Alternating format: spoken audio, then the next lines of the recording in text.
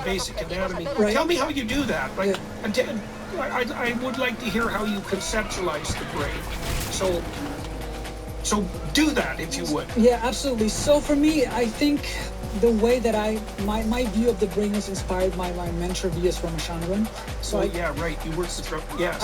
He's a stunningly effective public speaker. He's extremely stunningly effective, charismatic. And when I went to California in my early days as an undergraduate, I ended up in his course. So I took his course. So let me take you. When was that? That was in 2010, 11, around 11, 2011. So I started there, became a research scholar in his lab eventually. And I think, becoming very good friends with him, ending up in his laboratory, going on, long walks on the beach all the time, and just spending time with him and getting his view on the brain and sort of adapting that as my own view was something that, influenced me. And his approach, obviously, and the approach that I've adopted is one where you sort of look at the brain holistically. You acknowledge that the brain is hyperplastic, so there's all these modules that are highly dynamic, and the brain is extremely malleable. And so we look at the brain as something that extremely, as a fluid process that's malleable and not fixed and set in its own ways. It has this fluidity to it. So that's kind of my view of the brain overall, that it's a dynamic object. But beyond that, let me also explain some of our experiments. So the way that we approach science and probing the human brain is through experiments where we look at conceptual experiments in neuroscience. So, for example, there's the rubber hand illusion. You probably know that. Lay it out and explain it to people. So the rubber hand illusion is this illusion where you have a chap, he puts his hand right here, and then you have his right hand underneath the table. Right? And so me, Balan, the experimenter, will stroke and tap the hand of the experimental subject. I'll go stroke, tap, tap, tap, tap, stroke underneath the table. And I'll stroke and tap the table in front of Joe, the subject. I'll go tap, tap, stroke, tap, tap. And about 2 minutes of me doing this, he will feel touch sensations arising from the table. And I don't mean this in kind of an abstract metaphorical sense. I mean this literally. He will have touch sensations, somatosensory regions of his brain becoming active from this process. Yeah, well, that's a very strange element of human perception, right? It must be strongly associated not only with our ability to map sensation onto our bodies, right, but also with our ability to use tools. So I know, for example, we're very good at it. Like if I pick up a screwdriver, right, it takes me virtually no time to use the tip of the screwdriver in a manner that very much approximates the tip of my finger. Right. Right. And then when we go in a car, essentially what we're doing, especially once we're expert drivers, is that we expand the dimensions of our kinesthetic perception, our bodily perception, to include the car, right? So you're feeling with the tires, you're feeling with the brake, right? And that's, well, part of my understanding of that is that that's very tightly associated with our tool using proclivity, because a tool is a bodily extension. Yeah, absolutely. It's an embodiment, right? So in 2 minutes, I turn this subject into a table, right? And then more than that, if Balan was to take a hammer and go like this on the table, he'll feel pain sensations, right? So the pain regions of his brain will light up if I was to look in a scanner and look at the neurons there. So it shows you that in that way you can take something, you can create a sensation of this table belonging to you, but then big part of you, right? Yeah, it becomes an embodied part of you. Yeah. But then beyond that, you inflict pain now to the person, to the table, in fact, and then you will feel. Yeah, well, that would also be part of social perception. I assume. I read a paper not long ago. If I remember the details carefully, they were looking at the difference. I think the dimension was agreeableness, right? But it might have been psychopathy, right? Which would be the opposite of agreeableness. Right. Let's say that more agreeable people, so less psychopathic people, have more pain activation to the perception of other people's pain. Right. So you can imagine that part of the utility in being able to morph your pain sensitivity, even to represent something objective like a table, right? That's also a variant of my ability to map my own body, let's say, onto your body, so that the empathy that I feel for you isn't conceptual. Right. And I've really been thinking about this in terms of how we understand each other, because it looks to me like what we do to understand each other is I notice what your aim is, partly by watching your eyes. Right. I infer your aim. Once I infer your aim, I can inhabit your perceptual space, because if I know your aim, I know the objects that surround you. But I also know how your emotions are configured, because they're configured in relationship to the aim. Yeah. If I can adopt that aim, then I can embody those emotions and perceptions.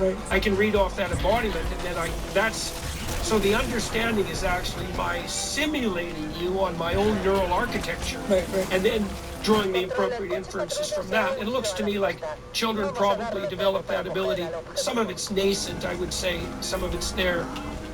It's very interesting. So we were the first group to show that people with OCD who has a very fixed sense of self, right? So they wash their hands all the time, washing and scrubbing.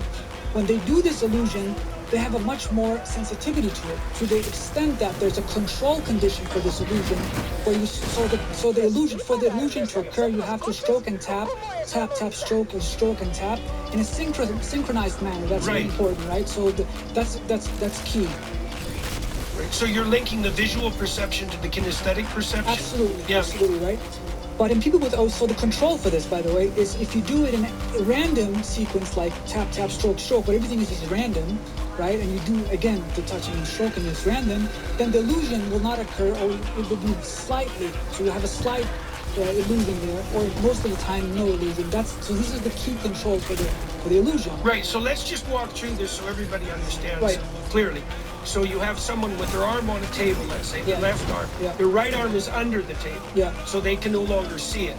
Now, what you're doing then is you're interacting with their hidden arm physically, and but they can't see that. They can feel it. At the same time, you interact with the table where they can see it. Absolutely. So you're syncing their visual perception with their kinesthetic perception. Absolutely. But it's not. But their visual perception isn't focused on their own hand. Now they start to react to the table like it's a hand. Correct. Okay, now you're extending this to the OCD situation. Yes. Okay, so elaborate on that. Absolutely. And I just one point here is that I mentioned the table. So the original experiment was done with a rubber hand, right? But I'm using table because it illustrates the experiment better, and I think and you can have a table as well. So people would start responding to a rubber hand as if it was their own. So instead of a table, you just have a rubber hand that looks like your own hand, and then you stroke and tap the rubber hand right in front of the person. Right, with their other hand hidden. Correct. They start to respond to the rubber hand as if it's theirs. Right, exactly. And then flinch if there's a threat. They flinch if there's a threat to it, right? Okay. So, and that can be extended to something as inanimate as a table. Correct. Right. Okay. Or in fact, you can do it in air. So you do know Rich McNally? Yes. A common friend, right? Yeah. Right? So one day McNally and I did it in the air. So I did it on Rich. Call him Rich. So it's drove tap in the air, and he felt the rubber like his own hand was floating in the air. This was kind of spooky. Wow. Oh my God, what's happening? I feel my hand is floating in the air. Right. That must also be associated with a really profound, with our sense of what constitutes ownership. Right. Because the idea that something is yours or that something is mine, there's no reason to assume that is an extension of something like embodiment. It's certainly the case that, if people's cars are attacked, let's say, or kicked, they respond to that very much as if it's a bodily assault. Right. And so it begs the question, how much of our embodied concept of ownership, like that concept on which we platform the philosophical and philosophy and conception of ownership, is actually the underlying scaffold for that is our ability to extend our embodiment to even inanimate objects, right? Because then they start to become part of us, right? And part of what you're pointing to with your emphasis on brain plasticity, and then is that identity itself, even in terms of perception and pain sensitivity, is fluid and dynamic to a degree that you wouldn't immediately presume. And I do want to differentiate between plasticity and then the dynamic nature of the function of the modules of the brain. So, for example, you have, in terms of the rubber hand illusion, it shows that, for example, we have a structure called the TPJ right here, temporal parietal junction is the fancy name for that. that structure is important for taking all the sensory modalities, touch, hearing, feeling, right? So smelling and sort of unifying that into a whole and That's a cortical area? It's a cortical area. Where is it located? It's called the TPJ, so it's temporoparietal junction. So it's kind of strategically located between the different sort of occipital, somatosensory region and the temporal. Right, so is it a region that overlaps physiologically between the different sensory integration systems? Exactly. It's like a crossroad, so to speak. Right. Is it the same area that's used for silent reading? Silent reading, I'm not sure. Okay, well, the reason I'm asking about that, from what I remember, is that the region that we use for silent reading is the overlap between the auditory and visual cortex. Right. Which makes perfect sense, right? Because we're basically, when we read silently, we're using our eyes as ears. Right. So, and those overlapping areas. Okay, so this area is a place between between a variety of the different sensory integration. Yeah. It's a hub for integration, and interestingly, actually, it's also involved in the self-other distinction. So we have a distinction of Galand here, Dr. Peterson over there, and then that's why we can't tickle ourselves. That's why we can't tickle ourselves, right? But that part of the brain, if you zap that, sometimes the self-other distinction can break down. So you feel like you're merging into another person. So that's very interesting. So it has that function. It also has connections to the frontal lobes, which is involved in obviously in empathy and seeing the perspective of somebody else. So feel like theory of mind. What is Dr. Peterson thinking right now? What is his agenda right now? What is his motives? So that ability is also involved. And this comes to psychopathy point, actually, because if you have the temporoparietal junction being involved in body construction, so it's involved in self and constructing a body image, which is expanded in the rubber hand illusion, but also involved in seeing your perspective as well. So it's very dynamic. And experiencing your perspective. Experiencing somebody else's perspective. So success in business isn't just about offering an amazing product or service, though that's certainly essential. What truly sets thriving companies apart is having powerful, reliable tools working behind the scenes to streamline every aspect of the selling process. These are the systems that turn the complex challenge of reaching customers and processing sales into something that feels effortless and natural. That's exactly where Shopify enters the picture, transforming the way businesses operate in the digital age. Nobody does selling better than Shopify. They're home to the #1 checkout on the planet. And here's the game changer. With Shop Pay, they're boosting conversions up to 50%. That means fewer abandoned carts and more sales going to your bottom line. In today's world, your business needs to be everywhere your customers are, whether that's scrolling through social media, shopping online, or walking into a physical store. Shopify powers it all, seamlessly connecting your business across the web, your store, customer feeds, and everywhere in between. And here's the truth. Businesses that sell more sell on Shopify. Join over 2 million entrepreneurs who have already discovered the power of unified commerce with Shopify's all-in-one platform. Upgrade your business to the same checkout we use with Shopify. Sign up for your $1 per month trial period at shopify.com/JBP, all lowercase. Head to shopify.com/JBP to upgrade your selling today. That's shopify.com/JBP. One of the things I thought while you were discussing that is the theory of mind, theories of autism, that autistic people lack theory of mind, but never really liked that theory because autism is a really fundamental disorder. Like autistic people generally don't like people and they don't like to be touched. Right. That's not conceptual. Like mammals like to be touched. Yeah. You don't like to be touched. And something's gone wrong at a level that's like under mammal. It's really deep and profound. It's not some, what would you say, alteration in philosophy. But one of the things that is characteristic of autistic people often is that they don't look at people's faces. They don't look at eyes. Right. So then you could imagine it's not exactly a lack of theory of mind. It's that if I don't watch your eyes, I can't infer your aim. Right. If I can't infer your aim, I can't mimic you on my own platform. Correct. So I wonder to what degree, I don't know if these experiments have ever been done. I mean, it isn't obvious to me exactly why autistic people don't watch the face. Yeah. It's very mobile and changing, and that is something that seems to upset autistic people. Like they often don't like furniture moved in a room that they're familiar with. But I wonder what would happen to their ability to experience empathy if they were focally trained to attend to eyes, to learn to perceive the face properly. probably could be trained. So I know Richard Davidson's. Yeah. He's done some studies looking at amygdala activation in autistic children, and they do have an amygdala that's dense with activity whenever they look at eyes. So they have that, but it's not entirely known why. It probably has to do with the fusiform face area. So there's a region of the brain specialized for recognizing faces. Right. And so it has to do with that. But this is Properly oriented faces. properly oriented faces. If Exactly. they're upside down, it doesn't work. It doesn't matter. Yeah, And to be frank, this area of the brain is also involved in dry classification of objects. So not only faces, Musical instruments? probably. So I like, think so. So it's like it goes from, but it's not that. It's more dry. So it goes like a guitar from a piano or something like that. It doesn't have that specification. If you to have specificity, you have to go high up in the system. So it has this more banal quality to it. And so obviously in visual processing, you have a hierarchy of where it becomes more complex with each step in vision, and then the highest, so it goes to a point where you start classifying objects in the world. That's the fusiform face area. And then after that you go to Wernicke, which is more sort of meaning and purpose, and then you go to things like the hippocampus, which is involved in things like memory. So it goes from more simple stages of visual processing to dry classification, faces, Dr. Peterson's from Alex, from Ken knowing different people. So that's that part, and then going to higher centers. So that's kind of that process. So let's go back to Ramachandran. Yeah.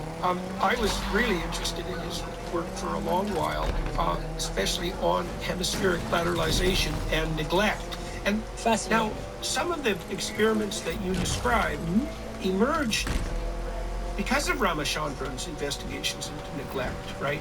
Originally. So neglect, for those of you who are watching and listening, is a very strange phenomenon. So if you have a stroke and you have, correct me if I get any of this wrong, because it's been like 20 years since I thought about it, right parietal damage? Yep, right parietal damage. Yep.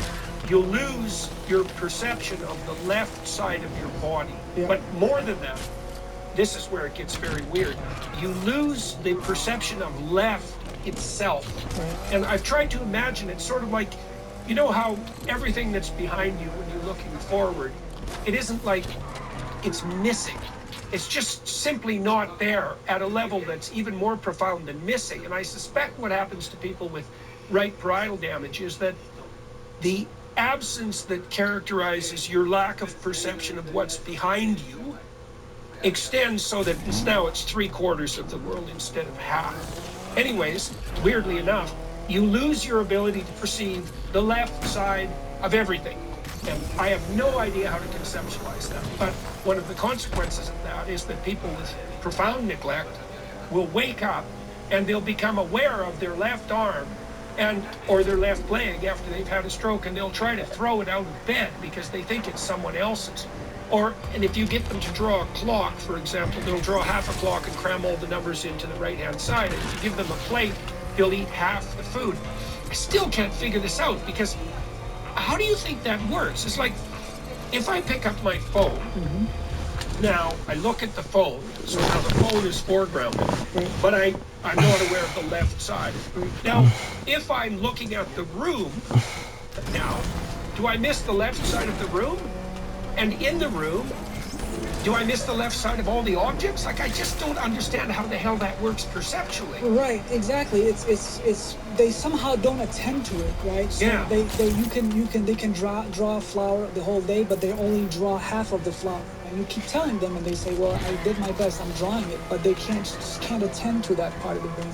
Mind you, the parietal lobes is involved in spatial orientation, knowing not only the body where it is in space, but also the spatial layout of the room, right? So it has that component. So it's a really strange disorder, and in order to understand how they are,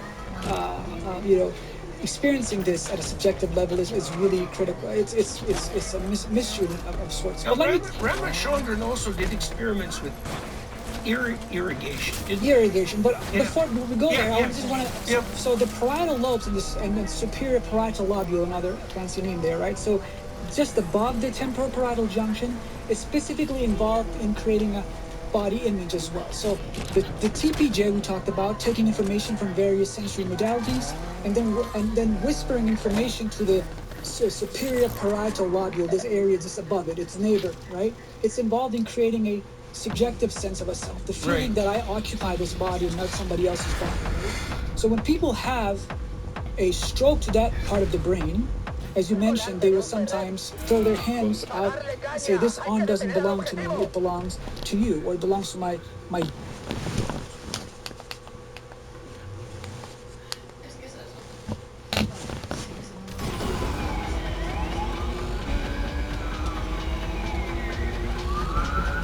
Cubierto de persecución del vehículo del objetivo. Ha llegado el 4x8. Podéis dejar este asunto en nuestras manos. Ha llegado el encubierto para ayudar a todo el mundo.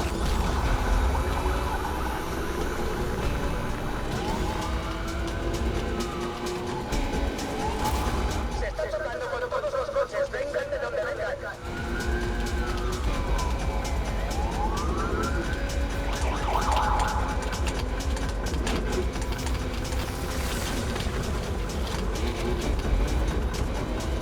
Atención, el vehículo está entrando en Griffith Parkland.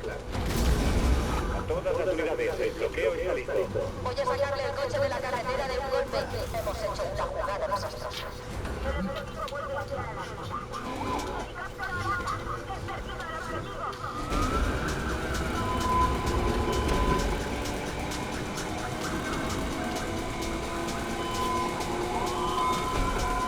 La escoria esta no tiene ni idea de algo.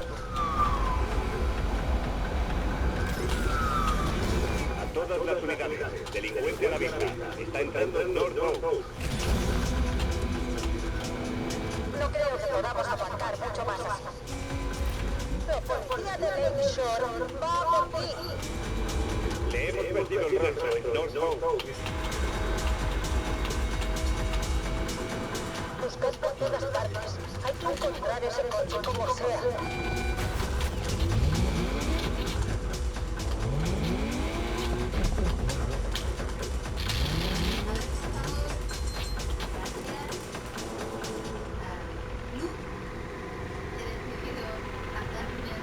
Barred el distrito. Hay que encontrar ese coche. Haced vuestro trabajo y pillad a esa escoria.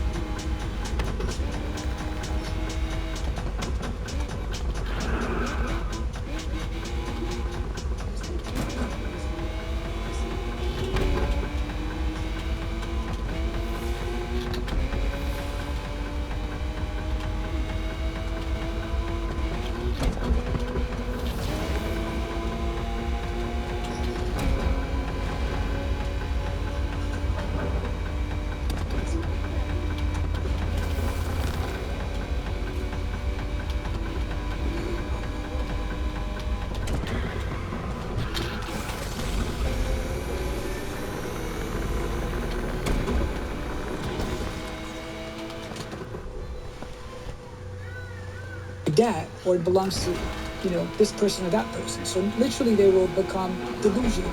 You can play chess with them, you can have conversation, nothing is wrong. Otherwise, they're not delusional, they're not psychotic, or anything like that. But after they have the stroke affect this region of the brain, they will just say that this arm doesn't belong to me. Or sometimes they might even say, you might ask them, you say, well, they might deny the paralysis. So that's anosognosia, right? So you say, Joe, your arm is paralyzed. They will say, no, it's not paralyzed. Well, then touch my nose, Joe. And they will say, okay. And they will take the lifeless arm and lift it like this and say, I'm touching it, doctor, I'm touching it. Literally taking it up like that. So yeah, well, it's almost as if, I wonder too if that's is it a lack of capacity to update as well? Like, it seems to me that what must be happening is they're using a pre-stroke representation of their body, and the tissue that's being destroyed normally would update that. Because I remember too with Ramachandran's experiments, when he irrigated, this is very weird too, everyone, Ramachandran would irrigate the ears, so cold water in the ears of left ear, if I remember correctly, left ear, of the people who had neglect, and it would make them shudder. Now that disturbed their vestibular system, which is involved with bodily orientation, and it would shock them into the realization that they had a paralyzed left side, and they would break down emotionally, catastrophically, with the realization that they'd been so badly damaged. But then the effects of the irrigation would wear off, and they'd snap back into this. And that's why I think it's not exactly a delusional state. I think they're stuck with the body representation that existed before the stroke. And what's being eradicated, the systems that could update that, the right hemisphere systems, they don't exist. So there's no way of fixing it. There's no straightforward way of fixing it. So one way to approach this, or think about this, is that the left side of the brain, the left hemisphere and the right hemisphere, have different functions. Just want to make it clear to the listeners. I know you know this, right? But so they have different functions. So intriguingly, it's only in the right side, if you have the stroke in the left, they will not have this delusion. That's the funny part, right? So it's only in the right. So this tells you there's something going on about self in the right that's obviously different. Alteration of self. Alteration of self, right? Interestingly, if you have a stroke to the prefrontal on the left side, you will develop catastrophic reactions to anything. So you might have a conversation and start crying in the middle of the conversation without any, obvious reason.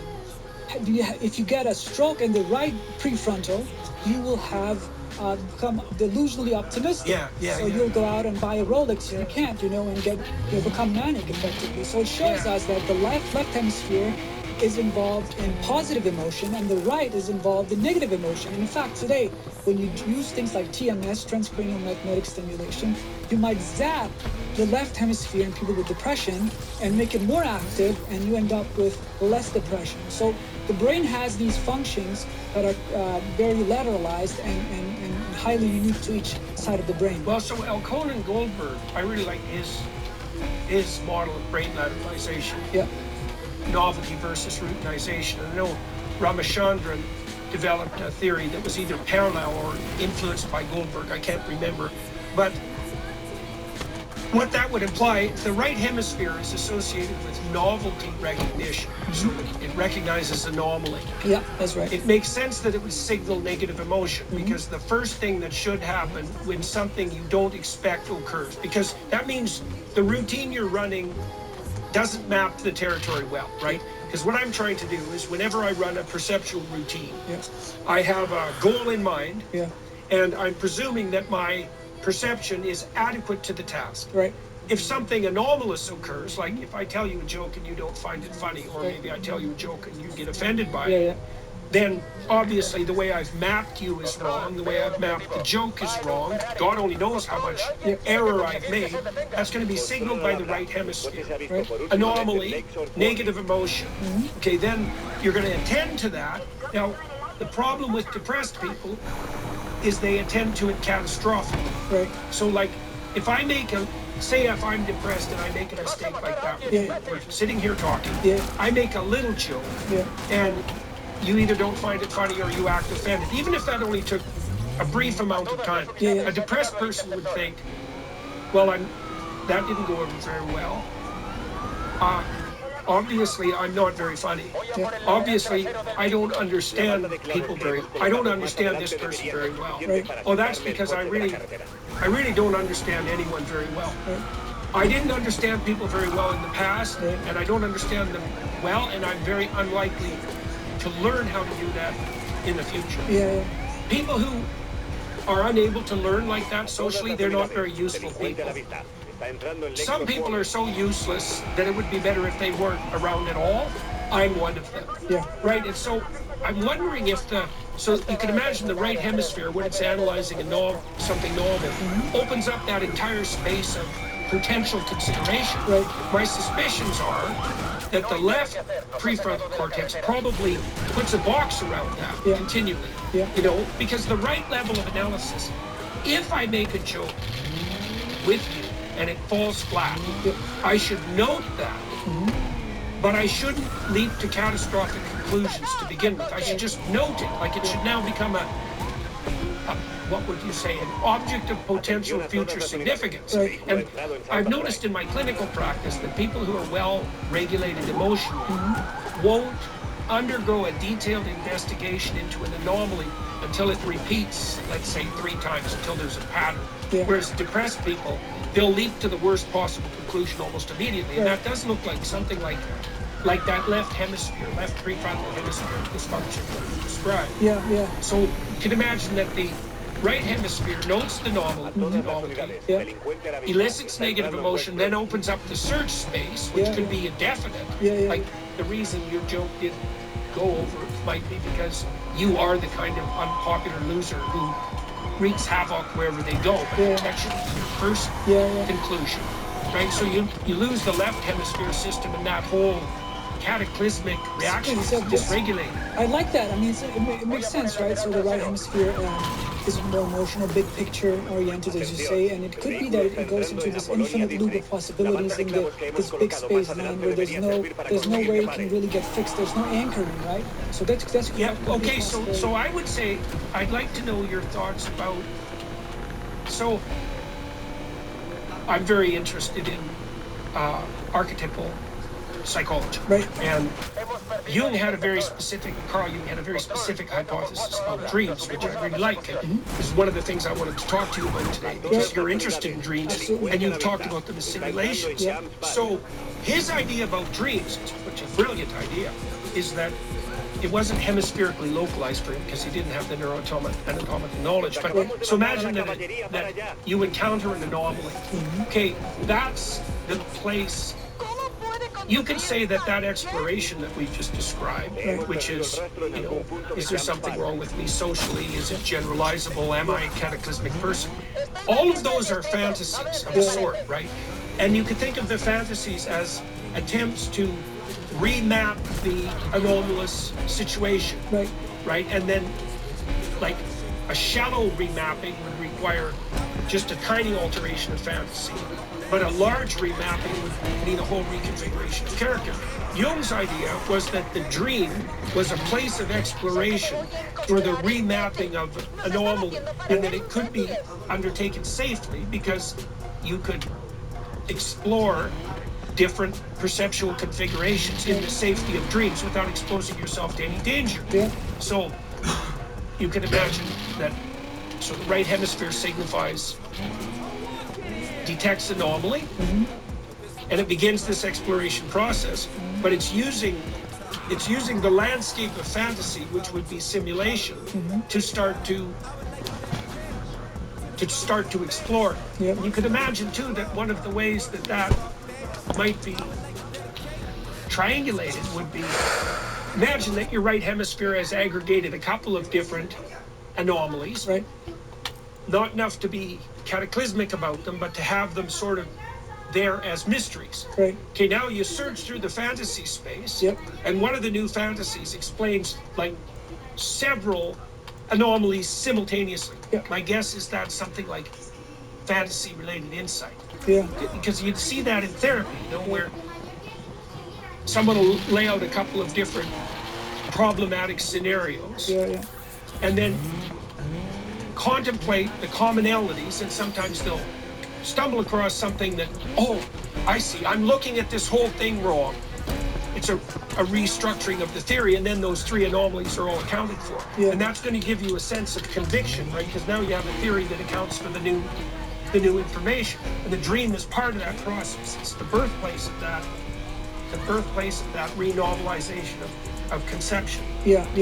No, that's interesting. So I think definitely in terms of using the right hemisphere in dreams, there's got to be something there. So I'm not sure how much this is explored in terms of the right hemisphere only. Yeah. But there's definitely, because dreams are so much about emotional updating and emotional creating a sense of making sense of an emotional landscape, right? So in dreams, for example, it's heavily populated by people, right? It's REM dreams, for example. So each night you cycle through different stages of sleep, stage 1, 2, 3, and then you have deep sleep, and then you have REM sleep, rapid eye movement sleep, where your eyes go from side to side.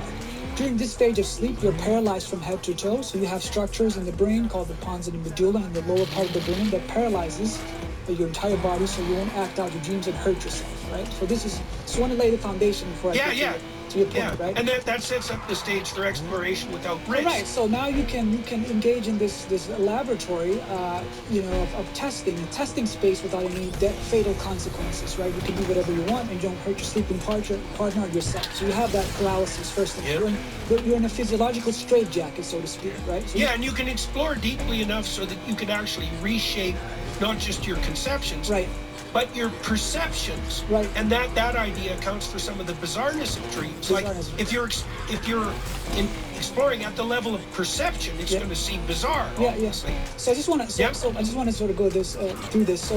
So first of all, you're paralyzed in REM sleep, right, from head to toe. You can't move your eyelids can move because of a different circuit. By the way, just want to emphasize this is a different circuit for the eyelids. Now, interestingly, the emotional part of the brain, the limbic centers tucked behind your ears, become hyperactive. So you have that.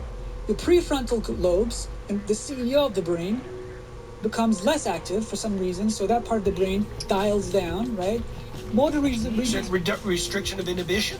Restriction of inhibition, and so everything in the world becomes less focused, right? Yeah. So you can less constrained, right? So you don't think in a logical, straightforward ABC-like manner, right? So if I wake somebody up from REM sleep and say, well, the word, and tell him the word sun, he will think of chair instead of moon, right? So he doesn't really think in a logical, serial manner. He will think in an unrelated manner. In fact, he will be more likely to say sun and chair, versus when somebody's awake and I ask him, well, what do you think of now when I say sun? They might say moon.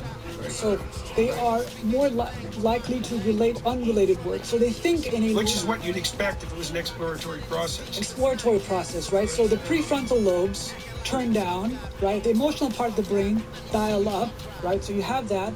You're paralyzed from head to toe. Now, this is a perfect cocktail for strange things. Mm-hmm. Not only that, but also the chemicals in your brain that have to do with logical and linear thinking, noradrenaline. You have adrenaline in your body when you're anxious or you're excited. You have adrenaline. You have noradrenaline in the brain, but also in the body. But noradrenaline is a cousin chemical of adrenaline. Now this chemical. Can you believe that Good Friday and Easter are just around the corner? These are the most important holidays in Christianity, and Lent is our time to prepare our hearts. Lent is traditionally a time where Christians grow closer to God through prayer, fasting, and giving to others. And guess what? Hallow has created an amazing way to do just that with their Lent Prayer 40 challenge called The Way. Don't worry, if you haven't started yet, it's definitely not too late. This challenge helps us remember that Jesus is the way to heaven, showing us that true peace, love, and joy require genuine sacrifice. You'll love this. Mark Wahlberg and Chris Pratt are leading some incredible challenges about sacrifice and surrender. Jonathan Rumi and Sister Miriam James will guide you through these powerful stories and prayer experiences. And Father Mike Schmitz, his Sunday sermons are absolutely spectacular. This is already shaping up to be Hallow's biggest Lent ever, with thousands of people from all over the world joining together in prayer. Here's the best part. You can get 3 months completely free when you sign up at hallow.com/Jordan. That covers the entire Lent challenge. Once you join, you'll discover a huge catalog of guided prayers, meditations, music, and so much more, all designed to help you grow closer to God and find the peace that we're all looking for. So download the Hallow app today and jump into the Lent Prayer 40 challenge. Your spirit will thank you. It turns out there's a structure in the brainstem called the locus coeruleus. yes, exactly. Your pronunciation is brilliant. 32,000 cells, pitch black in the brainstem. They will stop, secreting noradrenaline during REM sleep. So that means your way of thinking about the world is unfocused. It's like spacey. It's creative, right? Unconstrained by prior conviction, Absolutely. prior learning. Right. So this is a perfect cocktail now for craziness. The vestibular part of your brain become hyperactive. The central motor region of the brain that has to do with automatic sort of behavior become hyperactive. Even though they're paralyzed. Even though you're paralyzed. So that's why dreams, you can sometimes feel like you're running, but you can't control your legs. You feel like some monster is chasing you, but you can't move, or you feel like you're controlled like a puppet on a string. And that's because the parts of the brain that has to do with automatic movements, sporadically, the neurons, they're fire, so you cannot control your movement. So you have all that, and then you have the emotions, and it seems like then it's just perfect for what you're saying then, that the right hemisphere type of thinking of exploration and emotion is just it's hyperactive. Right, so it's a safe place for simulation, for exploratory simulation that can be so extreme that it can verge on the bizarre. Yeah. But why not? Why not explore the outer limits under safe conditions? Well, I remember that if you wake people up from REM sleep, the most common emotion they report is anxiety. And that makes sense too if you think about this as part of the, what would you say, the reconfiguration in the face of novelty process. Yeah. Because the most appropriate first response to something anomalous is anxiety. Yeah. Because technically what anxiety does is stop the operation it stops current operation. Right. So that's like a prey. It's like a prey animal response. Yep. Freeze. Yep. Why? Because what you're doing has either not worked or exposed you to danger. So now you're not where you thought you were, and what you're doing isn't doing what you thought it was. Yeah. Okay, now what? Stop. Yeah. That's anxiety. Then what?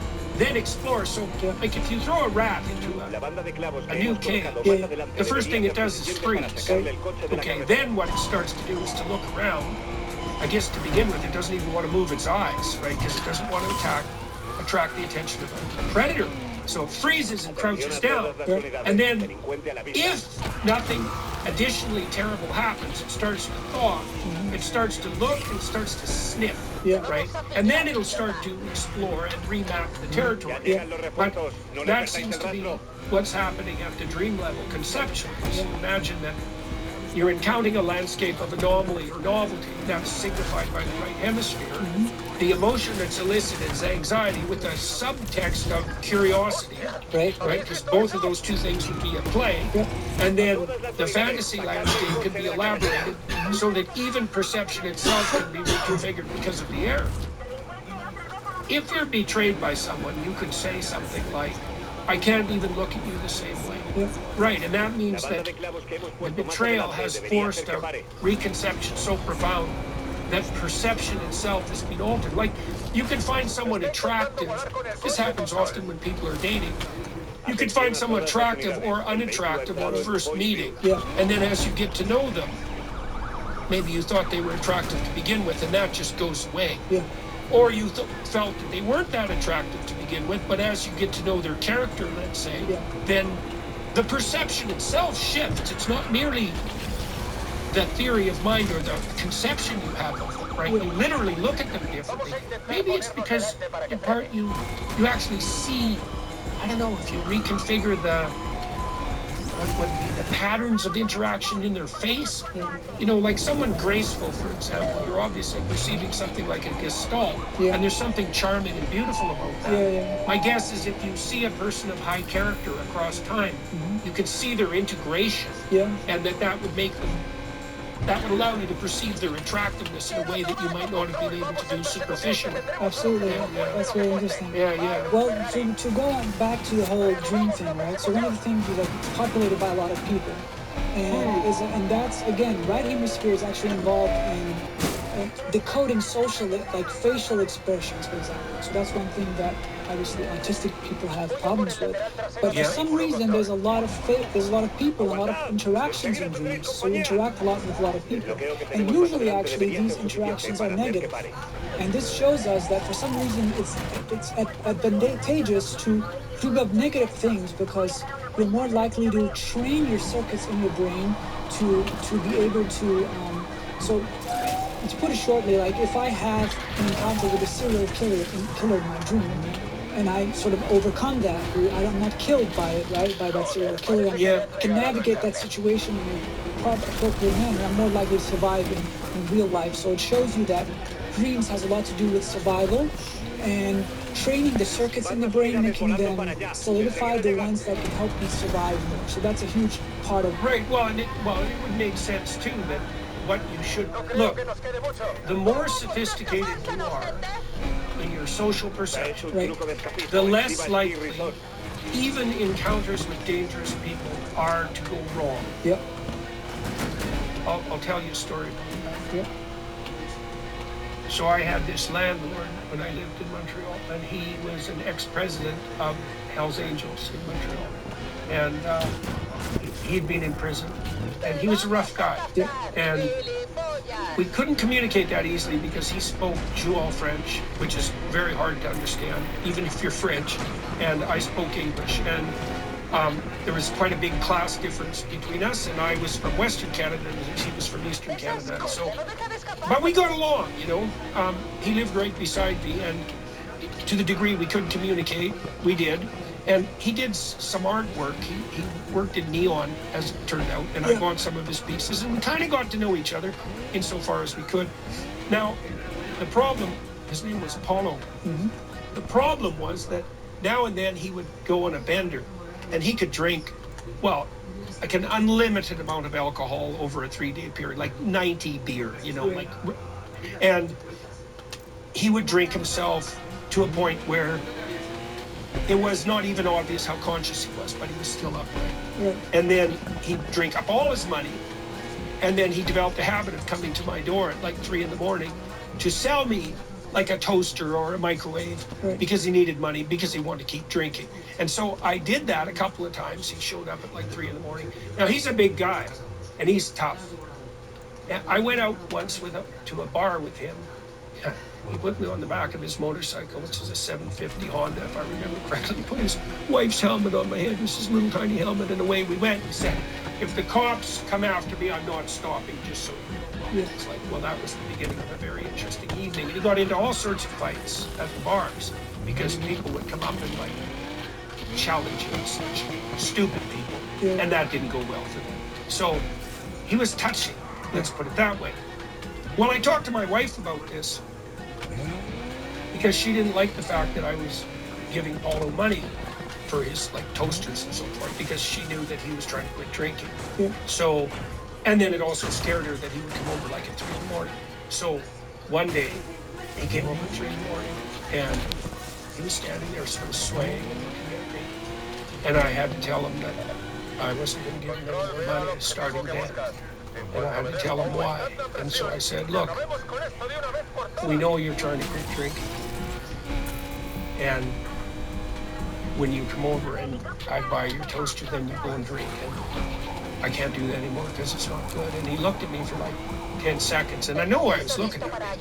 He was looking at me to see if I was playing moral superiority games. Yeah, in which case the interaction would have gone very well. Yeah. Right.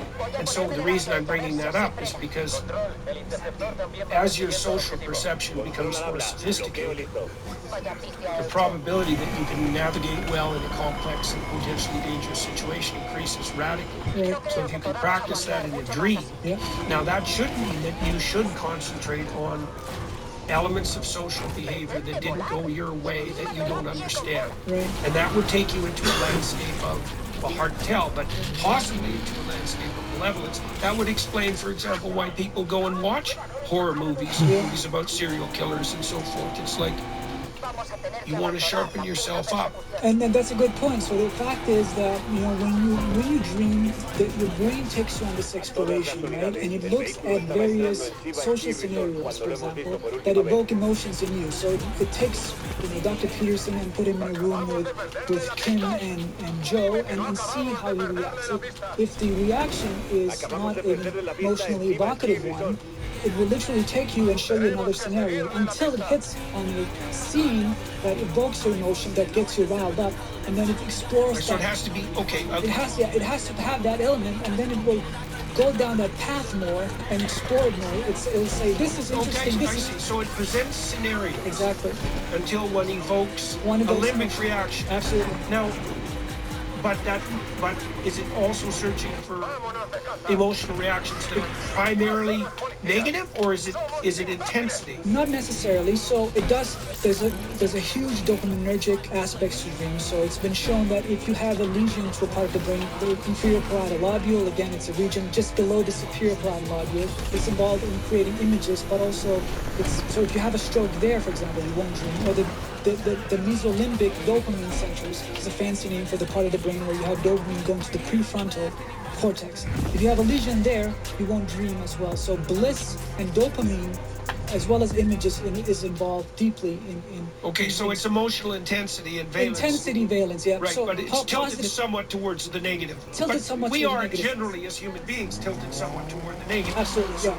So okay, so your brain is playing with various scenarios. Absolutely. And if one evokes an emotional response, so you see, the thing is, if it evokes a negative emotional response, that would indicate that your adaptation is weak at that point, right? Because you're much more likely to be anxious about a situation that you haven't mastered. Right. Okay, so you could imagine that the evocation of negative emotions, Yep. indication of weakness in conceptual structure. Yep. Okay, so now the dream is playing with various scenarios around that Yeah. evocation point. Yeah. So it's very interesting. So one thing that I want to make clear as well is that, obviously, as you know, there's a corpus callosum that is a bridge between the two hemispheres, allowing the two hemispheres to communicate, right? So you have the right hemisphere and the left hemisphere. So these hemispheres, if you literally cut it, you'll have two consciousness in one person, right? So it seems like dreams is also right hemispheric dominance for another reason, because the things you will see in your dreams are like poetry, right? It's visual metaphors that you can't explain in language, right? So it's like going to an art museum and looking at things, but in a very poetically, beautifully, non-language way, right? So you can't describe it necessarily. And obviously the left hemisphere, the regions of the Wernicke and stuff like that, is involved in language and understanding language. But it seems like the poetic aspect of dreams is very much a right hemispheric thing as well. That should be associated with both the novelty routinization dichotomy. Mm-hmm. So the question is, well, how do you approach something that's novel?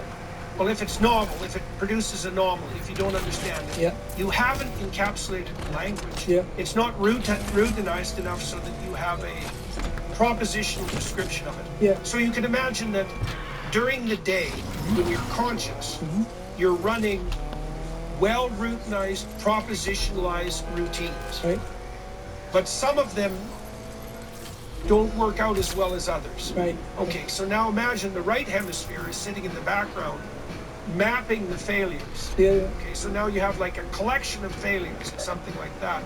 Now it's nighttime, you shut down the propositional side and you open up the metaphoric side, and it's starting to explore that land. It's exploring, I think it's exploring unexplored territory. Fundamentally, that's the best way to conceptualize it. But it's also like it's the same as the landscape of insufficient adaptation, right? And that should be associated with negative emotion. Right.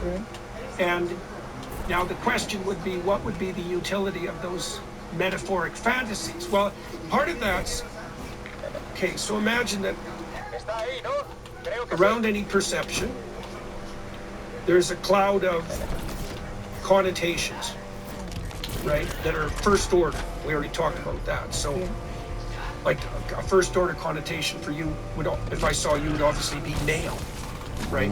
So, and then imagine that outside of that, there's second order connotations, and third order, and finally things that are so distinct that they don't seem to bear any conceptual relationship.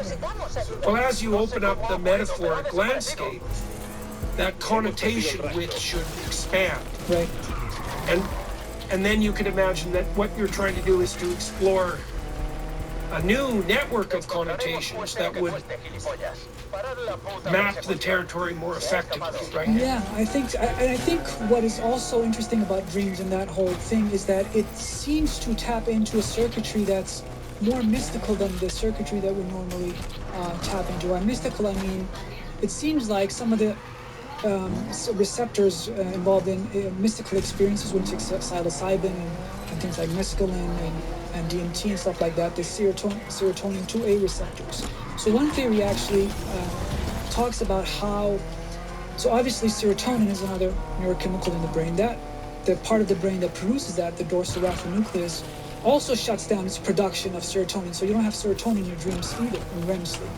And so you end up in this space without noradrenaline and without serotonin. But it seems like for some reason that the serotonin 2A receptors become dialed up. So that part of the serotonin 2 receptors become tickled for some reasons. And sometimes... And that is also happening in a dreams. psilocybin experience. It also happened in psilocybin experience. Right, so that accounts in part for the overlap between the mystical experience and the dream experience. In the mystical experiences and the dream experiences. So there's something there that's hyper-cosmic in dreams that you can't, it's ineffable, you can't describe it in language, and it's highly personal and it has salience for you. So one thing that I notice about dreams, a lot of people come and talk to me about their dreams all the time. They're Balan, and I had this dream, I saw this and that, and they're very emotional about it, and it's highly personal and cosmic, right? But, I kind of go, oh, that's interesting, but it's not really that interesting.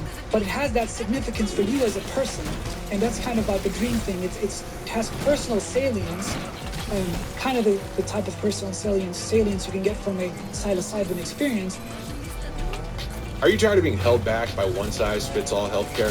Of having your concerns dismissed or being denied that comprehensive lab work you need to truly understand your health? I want to tell you about Merrick Health, the premier health optimization platform that's revolutionizing how we approach wellness and longevity. What sets Merrick apart isn't just their cutting-edge diagnostic labs or concierge health coaching, it's their commitment to treating you as an individual. Their expert clinical team stays at the forefront of medical research, creates personalized, evidence-based protocols that evolve with you. Unlike other services that rely on cookie-cutter solutions, Merrick Health goes the extra mile. They consider your unique lifestyle, blood work, and goals to craft recommendations that actually work for you, whether that's through lifestyle modifications, supplementation, or prescription treatments. And with a remarkable 4.9 out of 5 rating on Trustpilot, you know you're in great hands. The best part is you can get 10% off your order today. Just head to merrickhealth.com and use code Peterson at checkout. That's merrickhealth.com, code Peterson for 10% off. Stop guessing and start optimizing your health today with Merrick Health, because your best life starts with your best health.